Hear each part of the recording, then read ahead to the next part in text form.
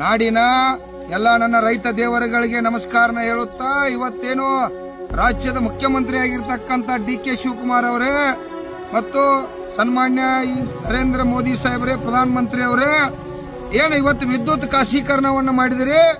ಆ ಖಾಸಗೀಕರಣದಿಂದ ಇವತ್ತು ರಾಜ್ಯದಾಗೂ ಕೂಡ ಹಲವಾರು ಜಿಲ್ಲೆ ಒಳಗ ಟಾಟಾ ಕಂಪನಿ ಇರಬಹುದು, ಬೇರೆ ಬೇರೆ ಕಂಪನಿಗಳು ಬಂದು ಇಲ್ಲಿ ಖಾಸಗೀಕರಣ ಮಾಡ್ಲಿಕ್ಕೆ ಟೆಂಡರ್ ಪ್ರಕ್ರಿಯೆ ಮಾಡತಾರ.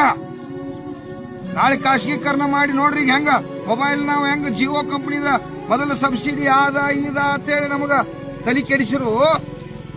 ನಾವೆಲ್ಲ ಓಡಾಡಿ ಏನ್ ಮಾಡಿದ್ವಪ್ಪ ಅಂತಂದ್ರ ಪುಕ್ಕಟ ಅಂತೇಳಿ ಇವತ್ತ ಮೊಬೈಲ್ ಹೆಂಗ ಕರೆನ್ಸಿ ಚಿಪ್ ಹಾಕ್ತಲ್ಲ, ರೊಕ್ಕ ಹಾಕಿದಾಗ ಮಾತಾಡೋದ್ ರೊಕ್ಕ ಮುಗಿತಾರ ಬಂದ್ ಹಾಕಿದ್ಲ. ಆ ರೀತಿ ಕೂಡ ಈಗ ಸ್ಮಾರ್ಟ್ ಇವತ್ತೇಳಿ ಏನದು ನಿಮ್ಮ ಸ್ಮಾರ್ಟ್ ಇದನ್ನ ಮೀಟರ್ಗಳನ್ನ ಕುಣಿಸ್ತಕ್ಕಂಥ ಕೆಲಸ ಮಾಡ್ಯಾರ. ಅಲ್ಲೂ ಕೂಡ GB ಅನ್ವಯ ಆಗತೈತೆ.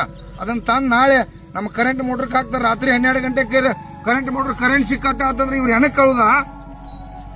ತಕ್ಷಣ ರಾಜ್ಯದ ಮುಖ್ಯಮಂತ್ರಿ ಅವರು ಎಲ್ಲ ರಾಜ್ಯದಲ್ಲಿ ಇರ್ತಕ್ಕಂಥ ಸಂಸದರು ವಿದ್ಯುತ್ ಖಾಸಗೀಕರಣವನ್ನ ಸಂಪೂರ್ಣ ವಿರೋಧ ಮಾಡ್ತವೆ. ಅದು ತಕ್ಷಣ ವಾಪಸ್ ಆಗ್ಬೇಕು. ನಮ್ದು 26 ತಾರೀಕು ಮಟ್ಟ ಏನೋ ಗಡು ಕೊಟ್ಟಿರ್ತಕ್ಕಂಥ ಸನ್ನಿವೇಶ ಐತೆ. ಈ ಗಡು ಗಿಡು ಪಡು ನಮಗೆ ಸಂಬಂಧ ಇಲ್ಲ.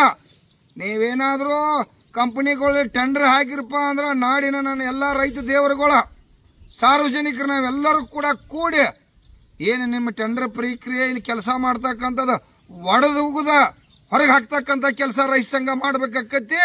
ಹಿಂದಾಗಡಿಸಿ ಪ್ರೈವೇಟೇಷನ್ ಕಂಪನಿ ಅವರು ದಯವಿಟ್ಟು ಯಾರು ಟೆಂಡರ್ ಪ್ರಕ್ರಿಯೆ ಮಾಡಕ್ ಹೋಗ್ಬೇಡ್ರಿ. ಹಿಂದಾಗಡಿಸಿ ನಮ್ಮ ರೈತರ ಕಲೆ ಪಡಿಸ್ಕೋಬೇಡ್ರಿ. ನಾವು ಬಿಡಂಗಿಲ್ಲ.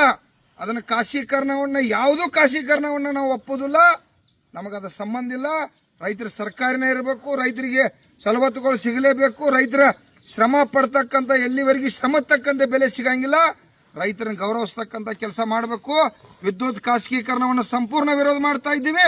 ತಕ್ಷಣ ಅದನ್ನು ವಾಪಸ್ ಪಡಿಬೇಕಂತೇಳಿ ರಾಜ್ಯದ ಮುಖ್ಯಮಂತ್ರಿ ಮತ್ತು ದೇಶದ ಪ್ರಧಾನಮಂತ್ರಿ ಅವರಿಗೆ ಎಚ್ಚರಿಕೆಯನ್ನು ಕೊಡ್ತಾ ಇದ್ದೀವಿ.